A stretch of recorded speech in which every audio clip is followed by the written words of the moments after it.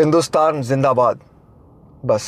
धुरंधर चलो बहुत अच्छी फिल्म थी, धुरंधर को इन्होंने अच्छा बोला और जो फालतू जो बात करे तो उनको ट्रोल किया तो ठीक है।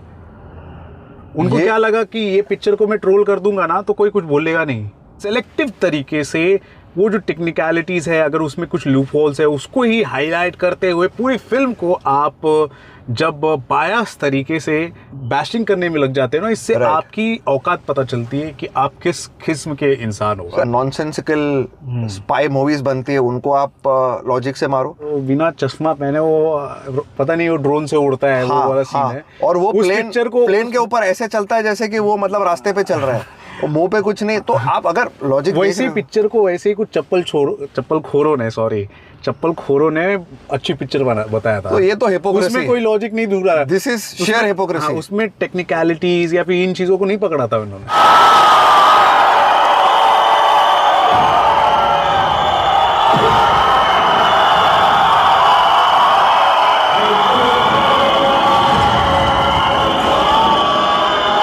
इस फिल्म व्यूअर में आप सभी का बहुत स्वागत है दोस्तों। साल की सबसे बड़ी फिल्म जिसका नाम है बॉर्डर 2, उसे हम सभी ने देख लिया और रिएक्शन भी हम सभी ने दिया है।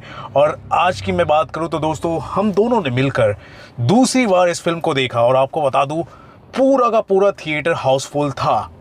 पहला दिन तो बहुत अच्छी ओपनिंग लगी, पहली हाईएस्ट ओपनिंग के साथ ये जो फिल्म है बॉर्डर 2 बन चुकी है 2026 की। सेकेंड डे की अगर मैं बात करूं तो वीकेंड का बूस्ट मिला और अभी भी वक्त बचा है क्योंकि हम 10 बजे रात को शूट कर रहे हैं वीडियो को।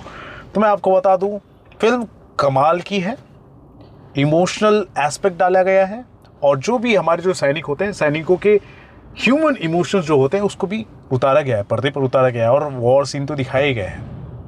फिर भी कई ऐसे महानुभव लोग हैं जो आजकल ज्ञानी बने फिर रहे हैं रिव्यूअर्स कैटेगरी में, जिन्होंने एक्टिंग के लिए अप्लाई किया था लेकिन कास्टिंग में फेल हो गए, या फिर स्टैंड अप कॉमेडी के लिए उन्होंने अप्लाई किया था लेकिन वो बेचारे फेल हो गए। लेकिन उन्होंने बाद में सोचा क्यों ना हम रिव्यू करते हैं और रिव्यू में ज्ञान दे रहे हैं और अपने आप को इंटेलेक्चुअल बताने के लिए इस फिल्म को बैश करने की कोशिश कर रहे हैं और कुछ अलग ही तिकड़मबाजी वाले रीजन गिना रहे हैं। इन सभी मुद्दों पर हम बात करेंगे, लेकिन सबसे पहले मैं पतलू जी से जानना चाहूँगा कि इन्हें कैसी लगी, इनके एक्सपर्ट ओपिनियन हम जानते हैं, फिर बाद में उन चंपक छूतियों के बारे में भी बात कर लेंगे। तो क्या कहेंगे पतलू जी? सबसे पहले आपसे मैं पूछना चाहूँगा, भारत माता की जय, हिंदुस्तान जिंदाबाद, कैसा लगा आपको? आवाज़ कहाँ तक जानी चाहिए? आवाज़ तो मैं बोला पूरे मिडल ईस्ट तक जानी चाहिए, लाहौर से भी आगे। तो मेरे हिसाब से आवाज़ पहुँच चुकी है। ये फिल्म जो हमारी एक्सपेक्टेशन थी उससे कहीं ज़्यादा खरे उतरी है। बॉर्डर एक फिल्म ऐसी है जिसमें एक नॉस्टैल्जिक वैल्यू है और इतने सालों बाद अगर ये फिल्म को हम रिवाइव कर रहे हैं तो इट इज़ वेरी इंपॉर्टेंट कि उसको जस्टिस किया जाए।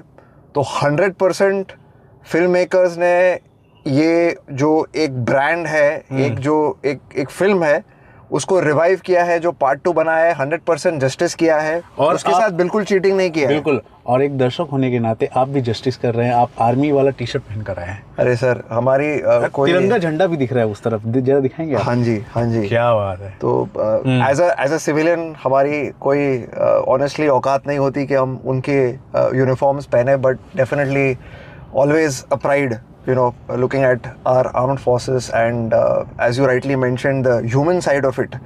तो बॉर्डर 2 की मैं एक बात करूँ तो ये फ्रेंचाइजी में एक बहुत ही इमोशनल वैल्यू जुड़ी हुई है और उस वैल्यू को पूरा जस्टिस दिया गया है फिल्म मेकर्स ने, प्रोडक्शन हाउसेस ने एंड ऑल द एक्टर्स ने। And this is a complete out and out emotional film. But emotions के साथ साथ मैंने एक्सपेक्ट नहीं किया था, बट इसमें इतने सारे कॉमेडी फनी मोमेंट्स हैं जो जेन्युइनली हमें हंसाती हैं, रुलाती हैं, गुस्सा दिलाती हैं और एट द सेम टाइम हमें अपने आर्म्ड फोर्सेस के लिए चीयर करवाती हैं। हम हर एक जो एक आर्मी पे, हमारे आर्म्ड फोर्सेस पे, हमारे नेवी पे, हमारे एयर फोर्सेस पे जितने भी फिल्म्स बनते हैं, it is more of war driven. इसमें वॉर के साथ साथ एक ह्यूमन साइड भी दिखाया गया है। उनका जो एक थॉट प्रोसेस होता है, you know, their emotions with their families, with their mothers, with their wives, with the brotherhood within themselves, वो एक जो ब्रोमांस, एक केमिस्ट्री होती है, वो बहुत ही बखूबी से इसमें दिखाया गया है। जेन्युइन बॉन्डिंग के हिसाब से दिखाया गया है। और इसमें जो गाने हैं, म्यूज़िक है, आई थिंक टी सीरीज़ की ये फिल्म है तो टी सीरीज़ जाहिर सी बात है कि म्यूज़िक पे बहुत ज़्यादा फोकस करते हैं। तो म्यूज़िक इसका जो है, काफ़ी सारे म्यूज़िक डायरेक्टर्स, अच्छा लगता है देखने में, बहुत सूदिंग लगता है, हाँ। बहुत सूदिंग लगता है। और बेस्ट चीज़ है कि इन्होंने ना ज़्यादा रीमिक्स नहीं किया है, they have kept the originality, और वही चीज़ को उन्होंने रिवाइव किया है। गाने सारे बेहतरीन हैं। आई would say that border 2 is also a musical. इसके जो गाने हैं, इसके विजुअल्स को 100% जस्टिस देते हैं। इसका जो गाना है संदेश से आते हैं, आई थिंक वो गाना अगर आप सुनो तो भी आपकी आंखें नम हो जाती है, आप इमोशनल हो जाते हो। तो वो एक sentiment, I think not only us as civilians, but अगर आप हमारे आर्म्ड फोर्सेस की फैमिलीज़ को भी आप अगर देखोगे तो वो भी ये जो गाना है उसके साथ काफ़ी डीपली रेजोनेट करते हैं। बिकॉज इसके जो लिरिक्स हैं, that really goes well with them कि घर कब आओगे। It is a big thing, because एक अनएक्सपेक्टेड चीज़ है जब वो जवान बॉर्डर पे जाता है तो घर वालों को एक आस रहती है कि वो वापस कब आएंगे। डायलॉग भी अच्छे हैं। दिलजीत की माँ बोलती है, तू दुश्मनों से लड़, मैं अपनी ममता से लड़ लूंगी। मतलब ऐसे ऐसे डायलॉग्स हैं। सो एग्जैक्टली जो डायलॉग्स भी है यहाँ पे, इतने प्यारे डायलॉग्स हैं, इतने स्वीट डायलॉग्स हैं। एंड जो फैमिली एस्पेक्ट दिखाया गया है, जो एक्टर्स हैं स्पेसिफिकली मैं कहूँ तो हमारे दिलजीत पाजी, हम उनके गाने के तो फ़ैन हैं ही, बट जहाँ पे इन्होंने एक ह्यूमर प्लस एक हीरो का पोर्ट्रे किया है। And I would say that Anurag Singh की ये दिलजीत के साथ चौथी या पांचवी फिल्म है। अनुराग सिंह ने जट एंड जूलियट पार्ट 1 पार्ट 2 बनाई है, उसके बाद एक पंजाबी फिल्म, तो 3-4 पंजाबी फिल्म उन्होंने दिलजीत के साथ बनाई है। तो वो हिसाब से he has shown his very good director, very good director. He is also directed Kesari. Akshay Kumar की जो केसरी है वो भी डायरेक्ट की है। One of the best films, absolutely one of the best films. तो दिलजीत का जो एक रोल है, केमिस्ट्री है सोनम बाजवा के साथ, बहुत स्वीट है। उनकी बहन, उनकी मदर के साथ बहुत प्यारा लगता है। मैं स्पेशली बोलूँ ना, ये जो पूरा सीक्वेंस जो आता है ना, जो वरुण धवन का स्टार्ट होता है, हाँ। उसके घर वाले आते हैं, ससुर जो लोग आते हैं, फिर दिलजीत के घर तक, दिलजीत के घर पूरा सीक्वेंस इतना प्यारा लगता है ना। मतलब मैं शांति से, मतलब लगता है सारे थकान, सारे गम को आप भुला दोगे, कितना प्यारा लगता है। बहुत ही फील गुड फैक्टर है। इतना सादगी, इतना भोलापन, इतना प्यारा लगता है। मैं सेकंड टाइम पे देख रहा हूँ ना, मुझे बहुत ही फ्रेश लग रहा था वो चीज़, जबकि वो हमारे आज से 55 साल पुरानी वाली बात को दिखा रहे हैं वो लोग। करेक्ट। इमोशंस सर, जो फैमिली वैल्यूज है, इमोशंस है, वो हमेशा कोई फालतू का नॉइज नहीं, कोई रील्स वगैरह नहीं फालतू का, वेरी क्लीन, वेरी जेन्युइन। मैं रील्स के बहुत अगेंस्ट हूँ, मैं शॉर्ट्स रील्स के बहुत अगेंस्ट हूँ। पता नहीं ये यूट्यूब वाले कब बंद करेंगे ये शॉर्ट्स को। रील चलो ठीक है, इनफैक्ट ये जो आपने रील की बात बोली, ये जो रील्स हैं, इसमें एक एक्टर है वरुण धवन, उनको काफ़ी क्रिटिसिज्म मिली उनके एक्सप्रेशंस पे, काफ़ी ट्रोलिंग किया गया। बट आई थिंक उन्होंने अपने काम से जवाब दिया है। He is fabulous in the film. जो उन्होंने एक बहादुर, एंग्री यंग मैन, एक जवान का रोल, लोगों को ये परफॉर्मेंस देखना चाहिए। He is, I think this is one of his best performance. Varun Dhawan has always been a good actor, but यहाँ पे ये फिल्म में उन्होंने जो काम किया है, he is done justice not only to the role, but एक वर्दी को भी जस्टिस दिया है उन्होंने। He's done a fabulous job. I think dedicated बंदा है वो वरुण धवन की। सारे ट्रोलर्स को चुप करवाया वरुण धवन ने। उनका काम बहुत बेहतरीन है। उनकी लव स्टोरी भी जो मेधा राणा के साथ बहुत ही स्वीट है। यार मेधा राणा का तुमने नाम ले लिया, क्या बात है यार, क्या लगती है यार वो। मेरे ख्याल से क्रश बन चुकी है। बट मैं आपको मेरी नजरें टिकी हुई थी।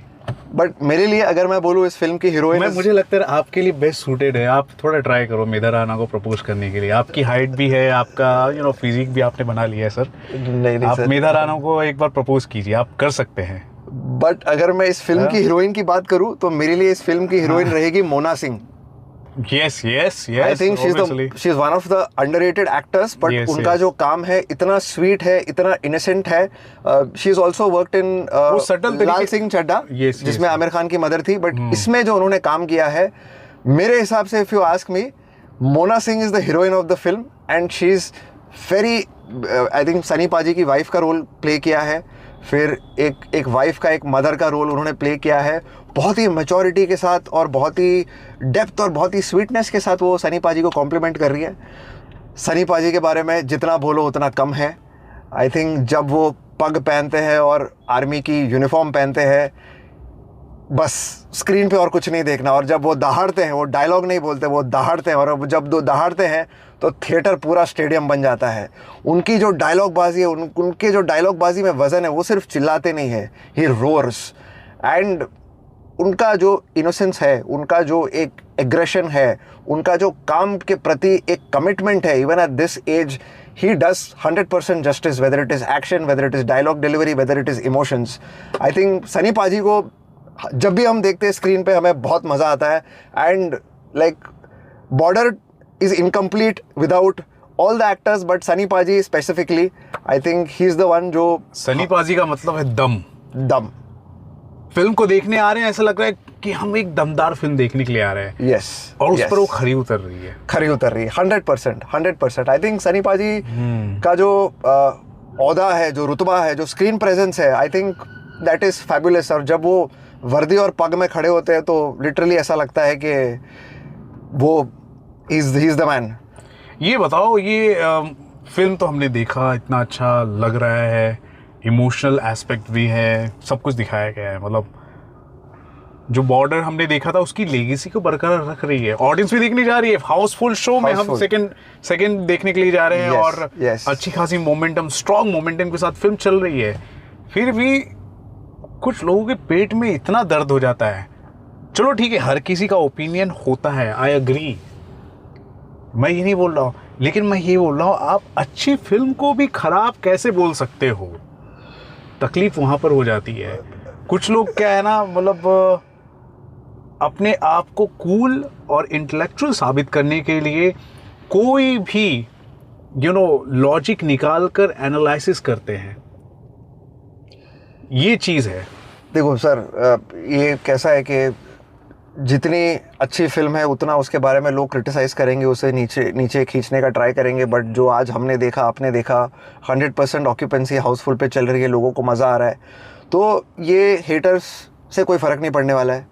इनका ओपिनियन ये लोग रखने का ट्राई करेंगे, बट अगेन अगर फिल्म अच्छी है तो वो चलनी ही है। वो अच्छी फिल्म को ना अपनी इग्नोरेंस के जरिए ना वो एक अमली जामा पहना देते हैं एनालिसिस के नाम पर। देखो सर, हम सिंपल लोग हैं, अगर हमको पिक्चर कैसी है वो जानना है तो हम वो बंदूक कौन सी चल रही है, कैसे चल रही है, अरे क्या चूतिया पर चल रहा है।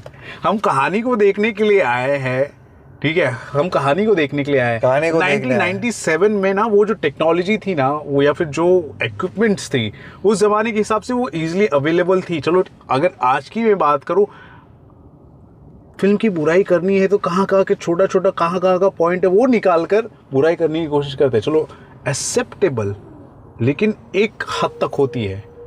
ये तो कुछ ज़्यादा ही एनालिसिस करके कुछ करने की कोशिश करते हैं। सर आई थिंक जब ये फिल्म बनती है, in fact even the film makers have not portrayed and positioned this as a realistic cinema.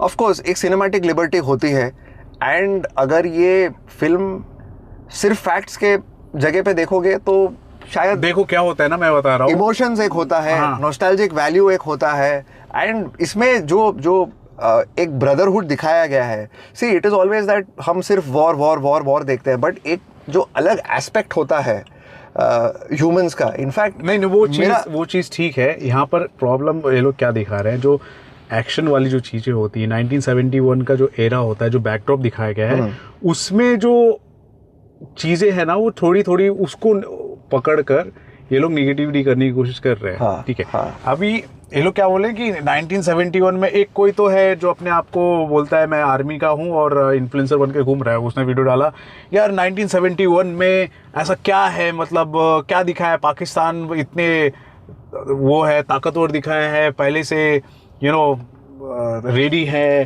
Trend है, सब कुछ दिखा रहा है। इनफैक्ट इसमें इंडियन आर्मी नहीं है, ऐसा दिखा रहा है। इसमें पाकिस्तान को बहुत ही एक लल्लू दिखाया है। तो ऐसा नहीं है कि उनको बहुत ही हायर दिखाया है, डेफिनेटली इनको मुंह तोड़ जवाब दिया है। जहाँ पे वॉर होता है वहाँ पे ऐसी चीज़ें होती है। सो लेकिन मैं आपको बता दूं चिंतन, 1971 की अगर मैं बात करूं, वो तब का पाकिस्तान था, उसके पास ईस्ट पाकिस्तान भी था, साथ ही साथ अलग अलग एंगल से डिप्लोमेटिक जो है ना बैकिंग थी पाकिस्तान को उस जमाने में। ठीक है, मॉडर्न जो इक्विपमेंट्स होते हैं या फिर मॉडर्न टैंक्स होते हैं, आर्मर होते हैं, वो थे। खास तौर पर वेस्टर्न फ्रंट, जो वेस्टर्न जो बॉर्डर है, जो अभी का जो पाकिस्तान है, उस बॉर्डर पर पाकिस्तानी आर्मी ट्रेन थी। करेक्ट। ठीक है, तो वैसी आर्मी के साथ है ना हम लड़ाई लड़े थे, और हमारी सेना को है ना ऑर्डर नहीं थे कि भाई तुम पहले गोली चलाओ, बंदूक चलाओ, यहाँ तक भी ऑर्डर नहीं थी। उस जमाने की बात है, ठीक है। तो उस जमाने में हमारे सैनिकों ने उनसे लड़ा है। करेक्ट। और ये कोई लाचारी नहीं हुई, अगर हम उससे लड़ रहे हैं, भले ही हमारे लिमिटेड रिसोर्सेज थे, वो लिमिटेड रिसोर्सेज के साथ कैसे लड़े और कैसे हम जीते, कैसे हमने अपने गेम को पलटा, गेम को हमारी तरफ लिया, हमारी डिसिप्लिन के जरिए, हमारे पेशेंस के जरिए, हमारी स्ट्रैटेजी के जरिए, ठीक है, वो चीज दिखाया गया इस फिल्म के अंदर। और इसीलिए ये जो कहानी, ये जो 1971 की जो जीत है और भी इंपॉर्टेंस मायने रखती है, वो फिल्म के अंदर दिखाई जा रही है। लेकिन फिर भी कुछ ऐसे चप्पल चोर, चमन चूतिए रिव्यूअर्स हैं, अपनी औकात पे आते हैं। धुरंधर चलो बहुत अच्छी फिल्म थी, धुरंधर को इन्होंने अच्छा बोला, और जो फालतू जो बात करे तो उनको ट्रोल किया, तो ठीक है। उनको क्या लगा कि ये पिक्चर को मैं ट्रोल कर दूंगा ना तो कोई कुछ बोलेगा नहीं। अरे ये पिक्चर एक्चुअली में अच्छी है। ये बोलोगे ना भाई तुमको वो पैकेट नहीं मिला, तो पैकेट नहीं मिला, तो पैकेट ना मिलने की वजह से तुम कुछ भी लॉजिक बनाकर तुम ये पिक्चर को तुम ट्रोल करोगे। अरे नहीं, ऐसा नहीं होता ना। इनफैक्ट ये फिल्म भी 3 घंटे 20 मिनट की फिल्म है, लेकिन एक जगह पे लगा नहीं कि यार बोर हो रहे हैं कि खींच रहे हैं। बहुत सारे एक्शन सीक्वेंसेस थे, वो भी काफ़ी लंबे थे, बट उसमें मज़ा आया। और सबसे बड़ी बात मैं बोलूँ तो यहाँ पे एक्शन भी अच्छा दिखाया गया है, बहुत बढ़िया दिखाया गया है। एक्शन में भी पंचेस हैं, और जो एयरफोर्स, जो दिलजीत के जो भी सीन्स हैं, जो एयरफोर्स में लड़ाइयाँ हो रही है, या जो हान शेट्टी की जो शिप में, सबमरीन में जो एक छोटा सा एक वॉर सीक्वेंस दिखाया है, then on the war battlefield, तो ये सब बहुत अच्छी तरीके से दिखाया गया है। इमोशंस की मैं बात करूँ तो सर, एक सीन जो है, मैं लिटरली आंखें नम हो गई उसमें, लिटरली आंख में से आंसू आ गए। जब सारे जवान बैठे हैं और उनकी चिट्ठियाँ आती हैं उनके घर वालों की, तो उसमें से 2 जवान हैं, एक को खबर मिलती है कि उनकी माँ का देहांत हो गया, और एक को खबर मिलती है कि उनको बेटी हुई है, घर पे लक्ष्मी जी आई है। तो 2 एक्टर्स खास करके मेरे को वो सीन में जो उन्होंने उठाया, आई थिंक एक का नाम है परमवीर सिंह और दूसरे का नाम है वंश। इन दोनों के बीच में ये सीन है, और वो बोलता है कि आपकी माता जी का नाम क्या था? वो बोलता है पार्वती। तो बोलता है मैं अपनी बेटी का नाम पार्वती रखूँगा। तो यार ये सीन में लिटरली खुशी भी मिली, आंसू भी आए और गूज़बम्प्स भी आए। तो ऐसे बहुत सारे सीन्स थे, बहुत सारे जो आई वुड से कैरेक्टर एक्टर्स हैं, उन्होंने भी ये फिल्म को काफ़ी उठाया है, ह्यूमर भर के, इमोशंस भर के, एक्शन में। सो आई थिंक इट्स हार्डवर्क भी है, इमोशंस भी है, और डेफिनेटली एक नॉस्टैल्जिक वैल्यू भी है। इससे साफ पता चलता है कि जो स्क्रीन प्ले है, काफी ग्रिपिंग है, कहानी को जो पिरोया है वो सही से पिरोया है, 100% ट्रांसलेट हो रही है। तो आप वो इमोशंस को देखो। आप जब पिक्चरें देखते हो, इमोशंस को तो देखेंगे, वो टेक्निकलिटीज को भी हम देखेंगे, उसको नजरअंदाज नहीं किया जा सकता। लेकिन जिस हिसाब से आप सेलेक्टिव तरीके से वो जो टेक्निकलिटीज है, अगर उसमें कुछ लूप होल्स है, उसको ही हाईलाइट करते हुए पूरी फिल्म को आप जब बायस तरीके से आप बैशिंग करने में लग जाते हैं ना, इससे आपकी औकात पता चलती है कि आप किस किस्म के इंसान हो। सर आपको अगर बैश करना ही है, दोगलेपन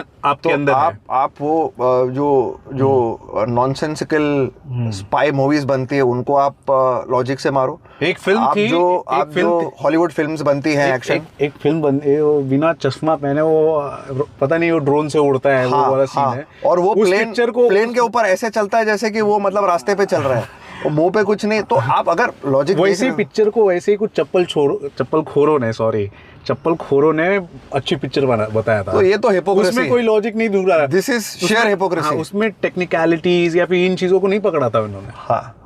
तो पैकेट मिल गया होगा। एग्जैक्टली, उसमें ना पैकेट नहीं मिला, उसमें ना इमोशंस था, ना ही एक्शन ढंग का था, ना ही लॉजिक था, बट फिर भी ऐसी फिल्में अप्रिशिएट हुई। ठीक है, it is a film, but ये फिल्म को आप क्रिटिसाइज मत करो यार। ये genuinely this is an emotion, Border 2 as an emotion.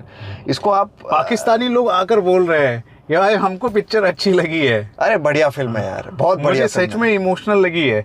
और कुछ पाकिस्तानी जो है ना, एक्चुअली में वो समझते हैं कि यार ये पिक्चर एक्चुअली में अगर अच्छी है ना तो इसको नेगेटिव बोलते हैं, मतलब वो उस चप्पल खोरों के रिव्यू से सहमत होते हैं, भाई आप जो बोल रहे हैं बिल्कुल सही बोल रहे हैं। नहीं, इसमें पाकिस्तानी लोग दोनों राय रख रहे हैं। सारे जो आर्टिस्ट्स ने भी काम किया, बहुत उम्दा काम किया है। म्यूजिक बहुत अच्छा लगा, गाने तो बढ़िया है। और आहान शेट्टी को भी हमने मेंशन नहीं किया, बट आई थिंक उनको भी बहुत ही सटल तरीके से और अच्छे तरीके से फिजिकलिटी को एक्चुअली में यूटिलाइज करना चाहिए था। उनका जो स्ट्रेंथ है वही स्ट्रेंथ से उनको सही तरीके से प्रेजेंट किया है। उनको पता है कि what is his strengths and weakness, तो नहीं और थोड़ा कर सकते थे। हाँ, थोड़ा सा उनको कम दिया है, but still again he is standing with Sunny पाजी। सुनील शेट्टी तो रो दिया था यार। सुनील शेट्टी की याद आई इस पिक्चर में, जब वो डायलॉग आया माँ शक्ति, तो ऐसा लगा क्या बात है सुनील शेट्टी।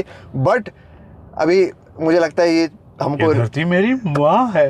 तो सुनील शेट्टी को हमने मिस किया इस पिक्चर में। हमने पुनीत इसार सर को मिस किया, अक्षय खन्ना जी को मिस किया, हमने जैकी श्रॉफ को मिस किया। बट जैकी श्रॉफ तो मरा भी नहीं था यार, बेचारा, उसको दिखाना चाहिए। बट एक चीज आप कह देते हैं आज फॉर द व्यूअर्स जिन्होंने ये फिल्म नहीं देखी, कि एक सीन है जिसमें सनी पाजी गुरुद्वारे में मत्था टेकने जाते हैं और वो वहाँ पे जो भी जवान शहीद हुए हैं उन्हें देखते हैं। वो कौन शहीद हुए हैं पिक्चर में, उसके लिए आपको पिक्चर देखनी पड़ेगी। बट जब उन्हें दिखते हैं तब वो जो कैरेक्टर्स हैं पिछली वाली बॉर्डर से, सुनील शेट्टी, अक्षय खन्ना, पुनीत इसार, वो भी उन्हें दिखते हैं। तो वो एक मोमेंट था जो हमें लगा कि यार क्या बात है, ट्रिब्यूट सही से दिया गया, एक ट्रिब्यूट था। तो definitely that was one of. आप कितने साल के थे 1997 में जब वो पिक्चर आई थी? 6 साल का। आप 6 साल के थे। आप ये पिक्चर देखे थे थिएटर में? थिएटर में देखी थी सर। देखी थी आपने? 100% यस, थिएटर में देखी थी। मैं नहीं, मैं तो टीवी में ही देखा था। तो और सर ये जो पिक्चर देखा ना आज आपने, छोटे से छोटा बच्चा, बुजुर्ग से बुजुर्ग, 3 साल के आसपास था, 3 या 4 साल। हाँ, सारे एज ग्रुप के लोग आए थे ये फिल्म देखने और सबको मज़ा आया। और पब्लिक जो निकल रही है they are walking out with satisfaction. तो definitely this film is worth watching with your family. आप अपने दादाजी, अपने पिताजी, सबको साथ में लेके जाए। मेरे बगल में एक इतना मोटा सा एकदम क्यूट सा गोलू मोलू बच्चा बैठ के पिक्चर देख रहा है, एंजॉय कर रहा है, और उसके बगल में उसका छोटा भाई गोलू मोलू भी देख रहा है। बच्चे लोग एंजॉय कर रहे हैं इस पिक्चर को यार। नहीं यार, ये मैं खुद बोल रहा हूँ, बच्चों को दिखाओ, बच्चों को समझ में आएगी। 1971 में उस ज़माने में हमारे सैनिकों, सबसे पहले तो सैनिकों जो हमारे जवान हैं उनके साथ है ना हमारा इमोशनल कनेक्ट होना ज़रूरी है। 100% अंडरस्टैंडिंग, Yes. कितना ये डेप्थ समझना ज़रूरी है कि वो सुप्रीम सेक्रीफाइस, सर्वोच्च बलिदान जो देते हैं उसको समझना ज़रूरी है। आप बच्चों को दिखाओ। साथ ही साथ एक और चीज़, एक और बेनिफिट मिलेगा, हम जब बच्चों को दिखाएंगे तो 1971 का एरा दिखाया जा रहा है। Correct. उस टाइम ना भैया तुम्हारा रील था ना था। तो आज के जो बच्चे फ़ोन के साथ जो पैदा होते हैं वो कम से कम है ना क्वेश्चन करेंगे अपने माँ बाप से, या फिर खुद भी R&D करेंगे। करेक्ट। तो ये फायदा है। और मैं यही देख रहा हूँ थिएटर में बच्चों को स्पेशली पेरेंट्स लाकर दिखा रहे हैं। करेक्ट। और ये इसमें ऐसा भी नहीं है कि जबरदस्ती का मसाला भरा है, तो it is not even a masala film. उन्होंने वो भी ध्यान रखा है कि थोड़ा सा चीज़ों को सेटल रखा है, और जहाँ पे पंच आना चाहिए वहाँ पे पंच आता भी है। और यार सनी पाजी है, मेरे को तो लगता है ये फ्रेंचाइजी को और आगे बढ़ाओ, बॉर्डर 3 बनाओ और हमारे सनीपा को हमेशा बरकरार रखो। प्रॉपर रीज़न होगा तो बनना चाहिए। ये रूटीन वॉर फिल्म ये सब नहीं बननी चाहिए, और 3-4 बनना ये नहीं होना चाहिए। प्रॉपर रीज़न होगा तो बनना चाहिए, ऑब्वियसली बनना चाहिए। यस। तो अच्छा, मैं ये आपसे पूछना चाहूँगा, VFX आपको कैसा लगा है? VFX तो मुझे तो एक हिसाब से ठीक ठाक एवरेज लगा है, ना कि हाई स्केल का है ना लोअर स्केल का है, लेकिन काम चलाऊ मुझे लगा है। करेक्ट है। वो जो आई थिंक कुछ जो सीक्वेंसेस हैं, मुझे ऐसा लगा कि थोड़ा सा उन्होंने मुझे ऐसा लगा पहले वो स्पेशली पानी समंदर वाला जो है ना, वो क्लियर कट लगता है कि वो VFX है, उसको थोड़ा और शार्प किया जा सकता था। करेक्ट। बट सर जो बजट में ये फिल्म बनी है वो हिसाब से आई वुड से दैट ठीक है, बट उसके अलावा 300 करोड़ का बजट है। हाँ, तो वो हिसाब से थोड़ा सा लेकिन हॉलीवुड के लेवल में तो देखा जाए तो उसका वन टाइम है। वो 10 गुना 3000 के बजट में, 2500 के बजट में बनती है पिक्चरें। करेक्ट। अगर ऐसी स्केल के बनाएंगे तो उनकी फिल्में कितनी भी ग्रैंड हो, कितनी भी विजुअली अमेजिंग हो, कितने भी बड़े सेट्स बनाए, कितने भी अच्छे VFX हो, वो लोग एक चीज हमेशा लैक करते हैं, दैट इज इमोशंस। और वो हमारे में कूट के भरा है। तो कहीं ना कहीं VFX खराब होता है तो थोड़ा सा इमोशंस उसे कवर अप कर लेता है, बट हाँ इसमें VFX was a little bit average as you mentioned, I agree, but वो कहीं खटका नहीं, ये बात वो है। कहीं खटका नहीं, तो वो कहीं खटका नहीं, वो फिल्म को चलाता रहा। बट कहीं ना कहीं इट वाज, मुझे ऐसा लगा कि वो पर्दे में कोई प्रॉब्लम है कि वो थोड़ा डार्क लग रहा है, तो उन्होंने बहुत सारी सीन्स ऐसे किए हैं कि दिन में शूट करके फिर उसको थोड़ा सा नाइट में कन्वर्ट किया, तो वो लग रहा था। But again that is from a technical perspective, but वो फिल्म का फ्लो कभी टूटा नहीं उसमें, तो दैट ओवरऑल फिल्म के अंदर है ना, आप डूब जाते हो, आप इमर्स्ड हो जाते हो, Absolutely. उस दुनिया में आप खो जाते हो, 1971 के एरा में आप चले जाते हो। ये फिल्म का प्लस पॉइंट है। लेकिन कुछ लोग क्या है ना, वो बंदूक AK-47 चलाते थे, ये चलाते थे, ये राइफल चलाते थे, फिर इसमें वो करते हैं, साले ऐसा मतलब देखो सर, बोलने वाले ऐसे बोलेंगे, लोग हैं, मेरे को आप मैं ऑडियंस को यही बोलूंगा कि आप थिएटर से बाहर उल्टा निकलते लटका के चप्पल से ना पिछवाड़े पे ठप ठप मारने का मन करता है मेरे को, ऐसे लोग को। इनके लिए बेस्ट जवाब क्या है कि आप बस उनको थिएटर के बाहर बिठाओ, और लोग जो सेटिस्फैक्शन के साथ बाहर निकल रहे हैं, all age groups, they are happy, they are entertained, they are proud, and definitely this film is going to work. Word of mouth पे ये पिकअप कर रही है, आई थिंक ये दौड़ेगी, ये अभी रनवे पे है और ये टेक ऑफ करेगी और बहुत बढ़िया करेगी। ट्रूली ये जो वेव है ना, ये वेव पैट्रियोटिक जो वेव है, उसको पूरी तरह से ये जस्टिफाई कर रही है, और सिनेमा थिएटर्स में उसको बरकरार रख रही है। हमारे स्क्रीन के बाहर आप देखेंगे तिरंगा झंडा जो है वो लगा हुआ है। मैं आपको दिखाता हूँ किस हिसाब से यहाँ पर तिरंगा लगा हुआ है, आप दिखा सकते हैं थोड़ा सा।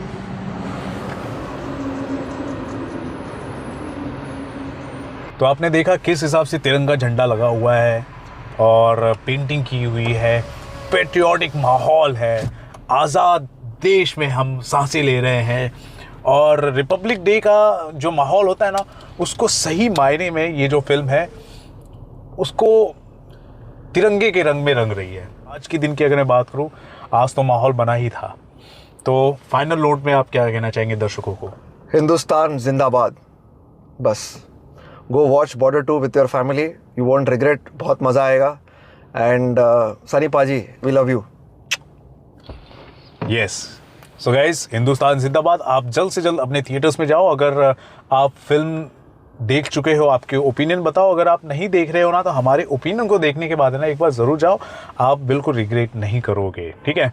तो ये है मेरा ओपिनियन। वर्ड ऑफ माउथ बहुत ही ज़्यादा स्ट्रॉन्ग रैम्पेज मोड पे चल रहा है और लोग देखने के लिए जा रहे हैं। और मैंने और हमारे चिंतन भाई रहे पतलू जी ने अपने ओपिनियंस दे दिए हैं। क्या कहना चाहेंगे हमारे पूरे डिस्कशन को लेकर, फिल्म को लेकर, और कुछ चप्पल खोरों, चमन हूतियों को लेकर जरूर बताएं हमारे कमेंट सेक्शन पर। देखते रहें आपका अपना channel Filmi Fever. This is Ravi Gupta signing off. Thank you, bye bye.